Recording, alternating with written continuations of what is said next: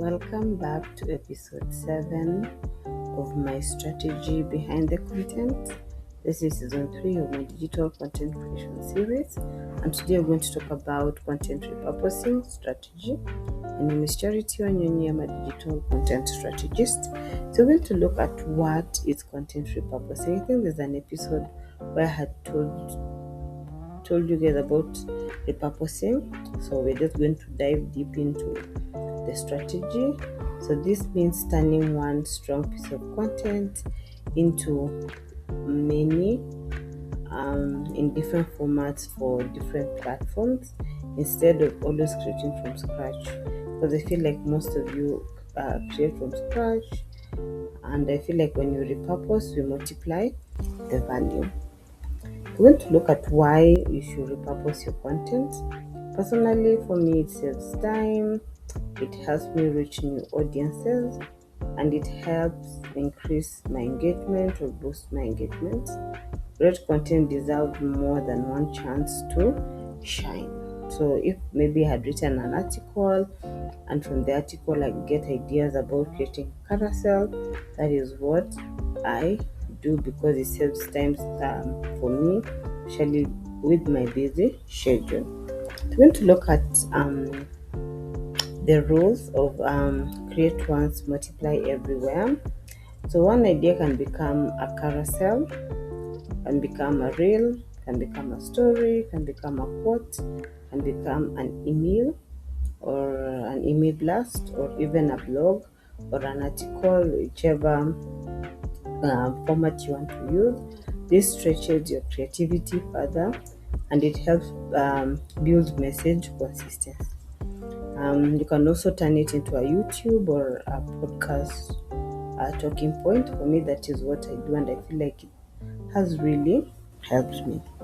So we're going to look at the different steps you can take when it comes to the content repurposing strategy. So step 1, we identify your high performing content. So look for posts with high reach, the number of saves, number of shares or reposts, and then that content has already proved itself. So if it worked once, it can work again and again. So let's say, for example, you had a carousel in here in LinkedIn, and it got over 1,000 plus impression, 60 saves, 25 shares or repost. I feel like this is already telling you something about that particular content you have created. So that is how you identify your high performing content. And then the second step is to break that content into micro pieces. What do I mean? Each tip, each idea or quote inside a post is a repurposing opportunity. So for example, the carousel topic is 5 content planning tips. New posts you can create each tip a single post. Let's say like step 1, how to identify content or a high value content, and then step 2, that can be a single post, and then break it down into micro content can be another single post. So best quote, graphics, a whole topic, 30-second reel, expansive blog or an article. If you have a newsletter, that is what you can write. So from the 5 content planning tips, you have created 4 more different content that you can post on different days of the week, so that you don't lack any content on your pages. So step 3 is to match format to platform.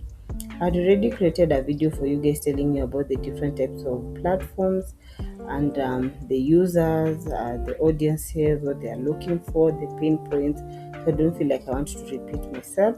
So you can repurpose based on where your audience is. So let's say LinkedIn, people value carousels and articles. If you notice, that is what I do. I have the nutritionist compass, where I share nutrition insights and self-care tips. I also have my diabetic desk articles that I write every Friday, and I also chip in when it comes to the corner check-in on our platform, the Nutritionist Corner. And I also love creating carousels, if you've noticed. So on Instagram, people love visuals, so you go for reels and carousel teasers or just short videos that are catchy. On TikTok, people love quick education, so quick educational tips. You can say 5 tips to healthy eating, and then you share on the screen just a 30-second clip.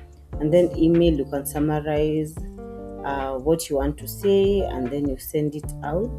That is what I do for my newsletter. People who subscribe to it also get an email, so that email blast you can add more to it. And then YouTube, now you can sit down and have a full 30 or 1 hour session and talk it through. So let's see this example. So the original content, it was a LinkedIn carousel. So that carousel, you've turned it into an Instagram reel for the layman people, and that is what I do, especially for my diabetic desk series. When I write those articles, I get ideas to create reels. So TikTok short tips also do the same, email newsletter topic, and also blog article. If you have a blog, that is what you can do. So I feel like that can be able to help you. And then step 4, you schedule and track. So spread your repurpose content across your calendar. I think last season I told you guys about content calendar. Don't know if we will have a content calendar strategy.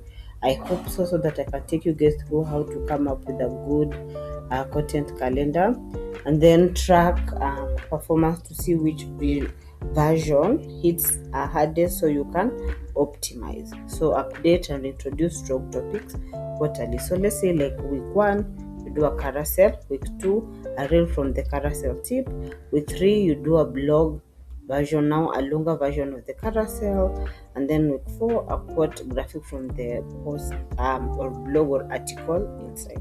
So let's say you have a carousel that says 5 ways to eat healthy, uh, adding more vegetables and fruits. From the carousel, you can have a 30-second video telling people about the antioxidant properties of most fruits that are available in the market and their benefit. And then now you can write a blog on antioxidants and why they're important. And then from the blog, you can get a quote about more color, more antioxidants, whatever. So that is how you to reschedule and spread your content throughout your calendar. So you're going to look at a quick checklist, of course. So before you post, pick a high performing content or across every social media platform, because if you subscribe or you're using the business side of the content, you're able to see the analytics, extract key pieces, things that people are talking about, adapt for each platform, schedule content across weeks, and then track results and refine. So I'll leave you with this takeaway quote: one idea can change your brand if you give it more than one chance. Some of us just post and then we disappear, but from that post I usually see a lot someone can do with it. From YouTube, you can turn it into a series. On TikTok, just one minute clips, and you have content for 10 days. Yes. So the next episode, we're going to talk about storytelling strategy.